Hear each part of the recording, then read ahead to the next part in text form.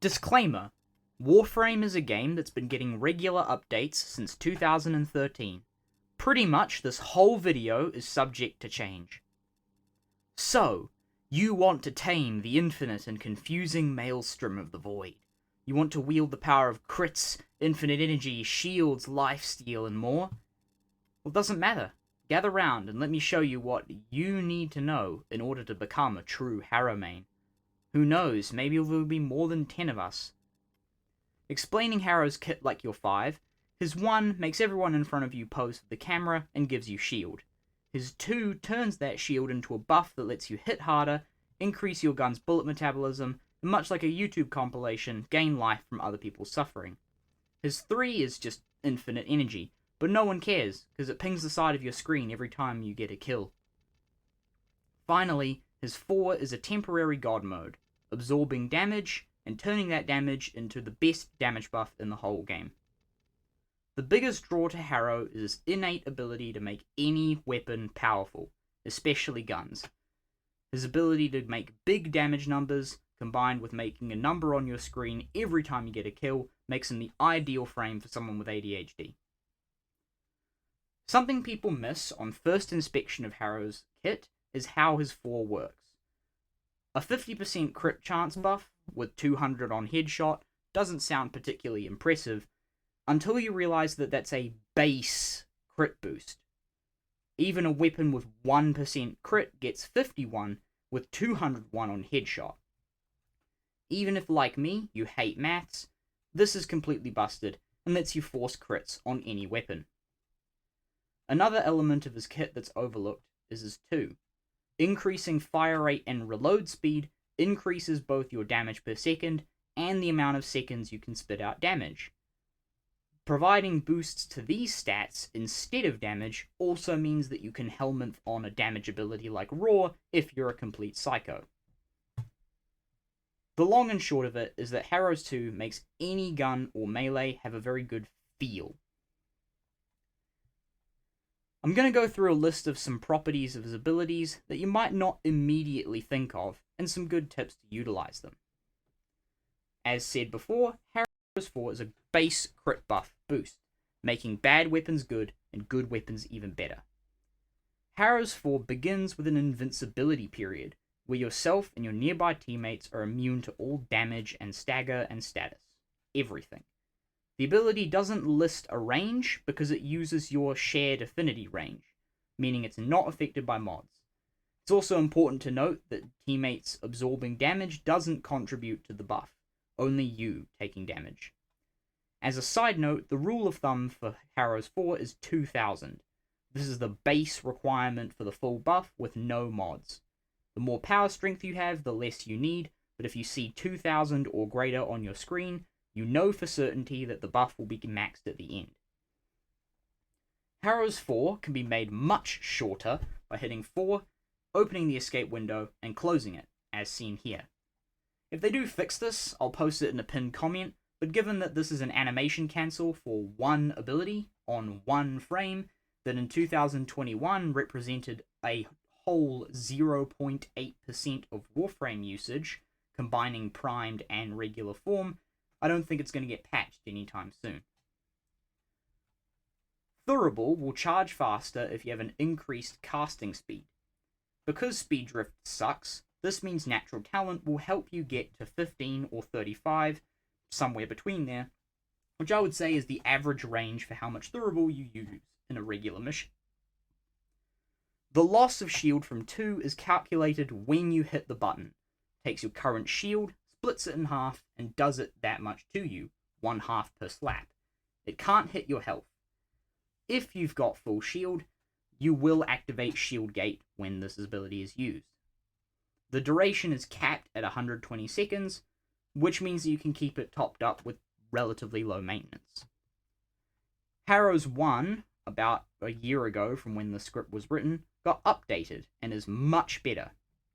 It now gets wider the further it goes out, meaning you can catch entire rooms quite easily. His 1 is a one-handed cast, which means you can control yourself while using it, and it doesn't even interrupt reloads. Combining this with its sizable area of effect, low energy cost, and how much you regenerate energy, this makes it very, very spammable. And since Harrow cares a lot about building shield, you're going to be pressing 1 a lot. He also has a sub-theme of caring about headshots with Thurible and Condemn. Like, his abilities care about headshots, so being able to stun enemies in a way that makes them easy for headshots is good. Speaking of, Condemn doesn't just stun or freeze enemies. It puts them in a unique, chained-up animation. This is important because not only does it make their head perfect for headshots, it means you can actually hit them from behind quite easily with headshots.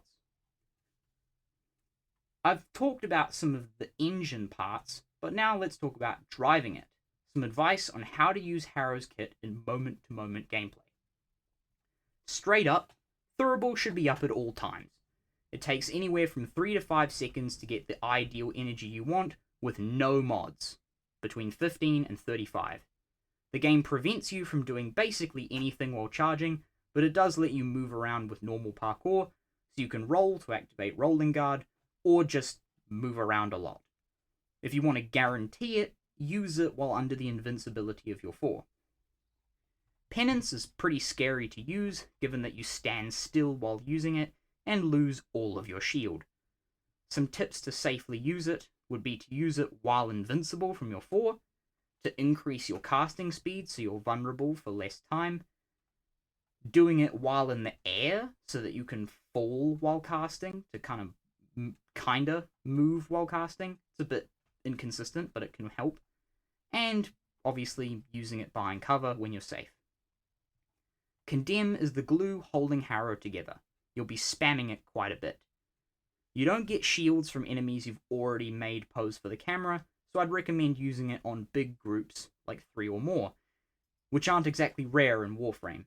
As mentioned, it's cheap, has a big area, casts one-handed, and you get lots of energy back. It's very spammable.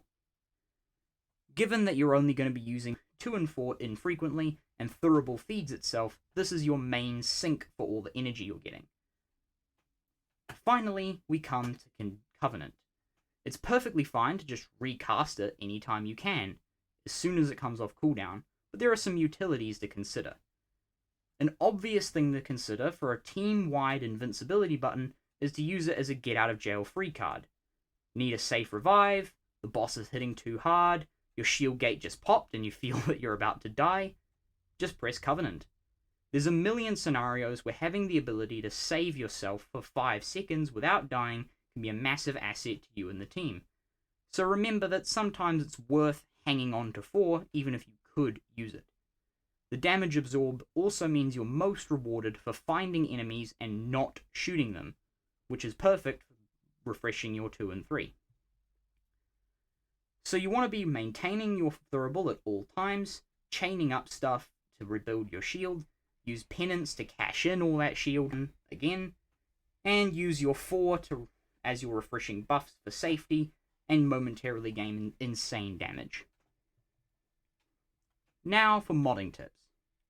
Right off the bat, natural talent is hugely useful. Most frames will be spamming abilities to some degree, but penance and Thurible make you vulnerable while using them, and speeding them up helps considerably. It also makes Condemn even more spammable. It doesn't help that Covenant as much because of the menu tech, but if you can't be bothered to use that 4 escape menu tech, it's very helpful.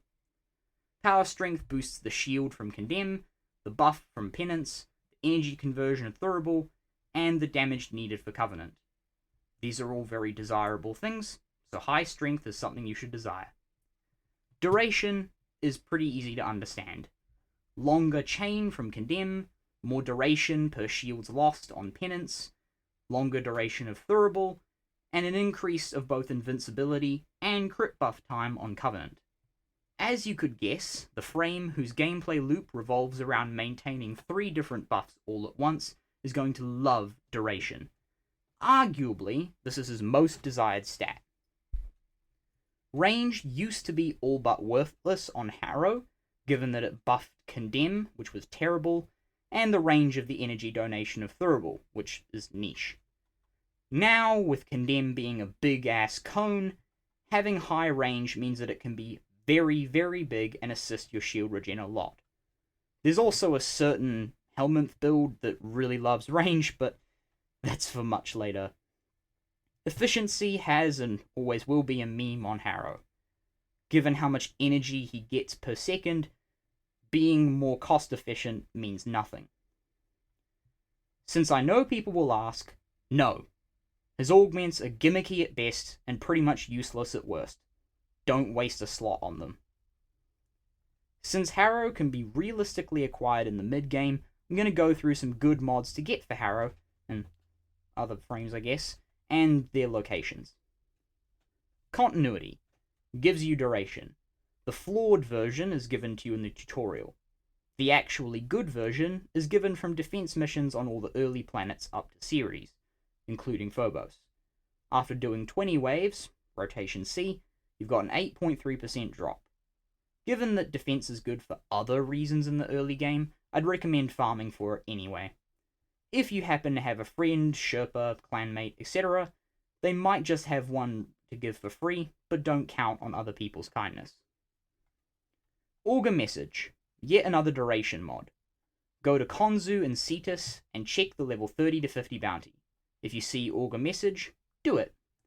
First stage is a 30% chance, second and third is an 18.5, fourth is an 18.09, and the final stage doesn't give it. But if you've got to stage 4, you should probably just do stage 5 anyway. If you find the bounty too challenging, or you just want to get this mod as fast as possible, change your connection type to solo, or anything that isn't public, and then run the first stage. If you don't get it, go back to Cetus and retry. If you go into public, and you end up being the host, and then you quit early, you'll cause host migration, which will piss off your random teammates. So just be a good person and don't go into public unless you plan to stick it for the whole bounty.